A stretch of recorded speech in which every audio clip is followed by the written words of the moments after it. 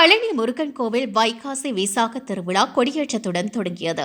திண்டுக்கல் மாவட்டம் பழனி பெரியநாயகி அம்மன் கோவிலில் வைகாசி விசாக திருவிழா விநாயகர் பூஜை, புண்ணியாக வாச்சனம், கொடிப்பட பூஜையுடன் தொடங்கியது.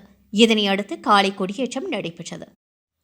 10 நாட்கள் நடைபெறும் வைகாசி விசாக திருவிழாவின் 6ஆம் நாள் திருவிழாவான 21ஆம் தேதி மாலை அருள்மிகு முத்துக்குமார சுவாமி வள்ளி தெய்வானை திருக்கல்யாணமும் தொடர்ந்து வெள்ளி தேரோட்டமும் நடைபெறுகிறது. 7ஆம் நாளான 22ஆம் தேதி வைகாசி விசாக தினத்தன்று பெரியநாயகி அம்மன் கோவிலில் முத்துக்குமார சுவாமி தோழிக்கினியான் வாகனத்தில் எழுந்தருளி பக்தர்களுக்கு அருள் பாலிக்கின்றார்.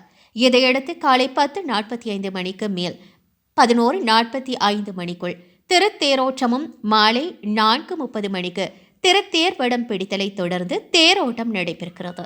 வருகின்ற 25ஆம் தேதி கொடியேற்ற நிகழ்ச்சியுடன் வைகாசி விசாக திருவிழா நிறைவடைகிறது.